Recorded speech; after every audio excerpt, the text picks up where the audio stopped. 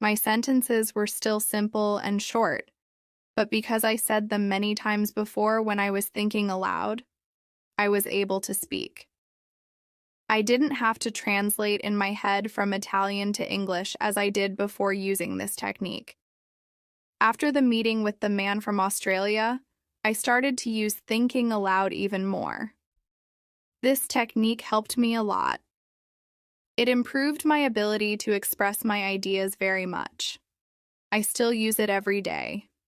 It is really a powerful technique. Our teacher thanks Monica for sharing her experience with thinking aloud. I decide to use this technique because I also want to be better at speaking. When you want to speak English fluently, think aloud. Lesson 5. How to learn grammar. After school, I go to the cafe where my job training starts. I don't know what to expect. I have never worked at a cafe. I am not sure if I can do this job. When I come to the cafe, I am very surprised. It is a modern cafe which sells coffee, tea, and also chocolate cakes and sandwiches.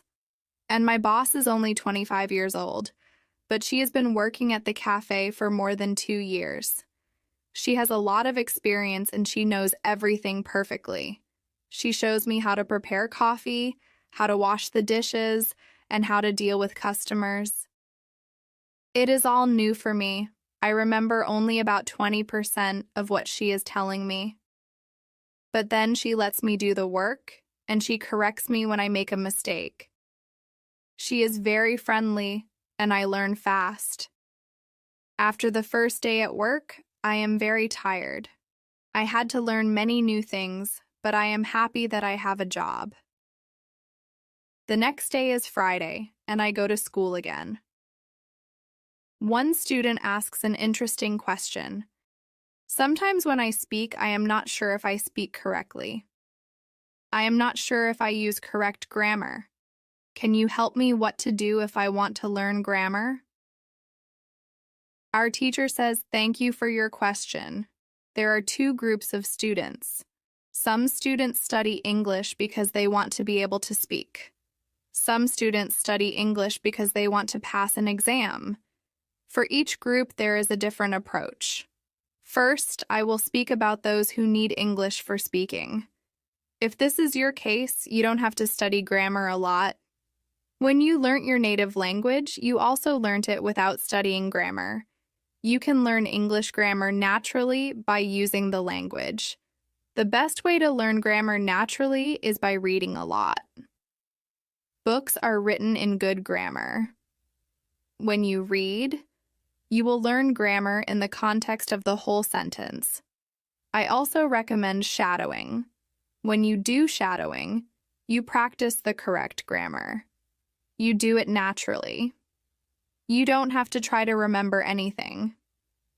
You only copy sentences with correct grammar. The second group of students are those who study English for passing an exam. If you are one of these students, I recommend studying specifically for this exam. It might be helpful to get the versions of this exam from the past years if they are available and train with them. Of course, your exam will be a little different, but the structure is usually the same or very similar. From my point of view, the versions of the exam from the past years are good training materials. Then I recommend going to the exam only when your results in the training materials are such that you could pass the exam successfully. Did I answer your question? Yes, thank you, says the student. This is good news. I don't like studying grammar. I learn English because I want to be able to speak. I don't need to pass any exam. I am happy that I don't have to study grammar much. In the afternoon, I go to my work. It is my second day, and I can already do a lot of things by myself, but my boss helps me whenever I need it. I see that my work is not very difficult. Also, I can practice English when I speak to our customers. When you want to have good grammar, read a lot. Lesson 6: How to Test Your English. It is Monday again, and I go to my school. Our teacher asks us what we did during the weekend. I say that I was at work on Saturday. I say that I can already do my work quite well. I say that I am happy when I can speak to our customers. When I speak, one of the girls in the class asks me, "What happened to your voice? You sound very different from what we heard last week. Your pronunciation is very good." I smile and I say, "Thank you. I tried to do shadowing on Saturday evening after my work, and for all of Sunday. I tried to speak like a native speaker. I know that it is still not perfect, but I also noticed a big change in my pronunciation." Our teacher asks if anybody else tried to practice shadowing. 3 students raise their hands. One of them is the student from South Korea. He also likes this technique. One student says that she tried the technique, but her mouth hurt a lot after 5 minutes of shadowing and she had to stop. She also says that she wasn't always able to repeat everything. Sometimes it was hard for her to keep up with the speed of the recording. Our teacher says, "Thank you for trying out this technique. If you do shadowing for the first time and your mouth hurts after 5 minutes, it means that you are doing it correctly. Your muscles need to be trained to this new way of speaking. It is like going to the gym for the first time. Your muscles can hurt if they are not trained. If your mouth's muscles hurt, you can take a break after 5 minutes and continue a bit later. With every 5 minutes of practice, your pronunciation should be a little bit better." Shadowing has also other advantages. You practice the correct pronunciation in English, and you also practice other things such as intonation, rhythm, and connecting words in whole sentences. I know that at the beginning, the recording can sometimes be too fast. If this happens, you can repeat only the first or the last word in the sentence. With practice, you will be able to repeat more. I agree that it is true. On Saturday, when I started with shadowing, it was quite difficult for me. Yet by Sunday evening, it was quite easy to repeat what I heard. Our teacher asks other students if they know how many words they know in English. It is interesting to see that nobody knows. We know that we are intermediate students, but we don't know how many words we know. I want to know how many words I know. I do the test immediately. I see that I know 2,100 words in English. Most of the students know between 2,000 and 2,200 words.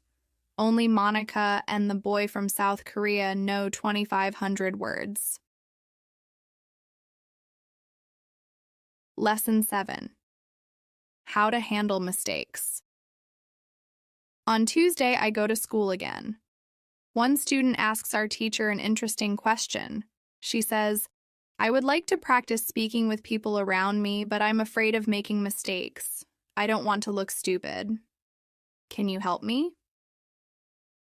Our teacher says, "Making mistakes is a very interesting topic. There are a lot of opinions on it. I want to show you what I believe is the best approach. I have a lot of experience with this because I also learned new languages. I still continue doing it. For example, now I am learning Spanish. When I speak Spanish, I don't care if I make mistakes or not. The reason why I don't care about mistakes is simple. When I learnt my native language, I didn't care about making mistakes either. So why should I care now? My main goal when I use any language is to express my ideas. That is all. I know that when I read a lot, speak, and do shadowing, my Spanish will be better and better. I know that this can sound incredibly simple, but it is my opinion. This is what I have found after many years of both teaching and learning languages. It works very well for me and many of my students. When I speak, I only concentrate on speaking. At the moment, I know 1,500 words in Spanish. It is the level of a 2-year-old child. 2-year-old children make a lot of mistakes when they speak, but they don't care about their mistakes. They continue using their native language, and when they are 3 years old, they make very few mistakes, and when they are 4 years old, they already speak very well with hardly making any mistakes. You should have the same attitude. Now, most of you know about 2,000 words, so it is absolutely okay to make mistakes time to time. When you continue using English, there will be fewer and fewer mistakes in your speaking. It is not possible to get better without making mistakes. When you practice English, it is okay not to be perfect. Perfection comes with practice. Anybody who started to learn English started from the beginning, from the same level, which is level 0. Learning languages is like learning to play a musical instrument. It needs to be trained. When you start your training, it is not perfect at first, and you make mistakes. It is normal. Take it as a necessary part of your learning process. If you didn't go through this period of making mistakes, you could not get to higher levels. By continuing to do what you want to learn, the mistakes are gradually being eliminated. If you want to make fewer and fewer mistakes, do a lot of reading and shadowing. When you read, you can read aloud. It can also help you make fewer mistakes. In real conversations, care only about exchanging ideas. Don't care about making mistakes. When you speak, you practice changing your thoughts into words. You don't learn grammar or words. You have other activities for that. Don't worry. Everybody who learns a foreign language makes mistakes from time to time, even famous people, bosses of big companies, or politicians. When you listen to these people on TV, you see that they don't care about mistakes. They care about what is important, and that is expressing their ideas. You should do the same. Does it make sense? The girl says, "Yes, thank you." If you don't want to make mistakes, do a lot of reading and shadowing. Lesson 8. How to remember words. On Wednesday, I go to school again. At the beginning of the lesson, one student says, "I started to read more. I feel that it is good for me. I can see how my grammar is better, but I have a problem. When I read, I look up a new word in a dictionary. Then I continue reading. Sometimes when I see the same word again only 10 minutes later, I don't remember the word and I have to look it up again. Can you help me to remember the words better?" Our teacher says that it is an interesting question, and she gives this explanation. It is absolutely normal that you don't remember the new word immediately. Usually, you will have to look up the word 5 times before you remember it. There will be also words that you will have to look up 10 or 15 times. These words are usually verbs. When we learn a new word, the word goes through phases. Only when you achieve the last phase, you remember the word very well. There are 5 of these phases. Let's have a look at them. The first phase is the moment when you see the word for the first time and you don't know the word. You look it up in the dictionary. The second phase is the moment when you see the word that you have already looked up in the dictionary or heard or saw it in the past. You know that you saw this word before, but you still don't remember its meaning. You look up the word again. The third phase is the moment when you see the word again and you feel what it could mean, but you are not sure. For example, you know that the word is some kind of object or some animal or a verb. The fourth phase is the moment when you already know what the word means when you see it, but you are not able to recall the word when you want to say it. When this phase happens, the word is in your passive vocabulary.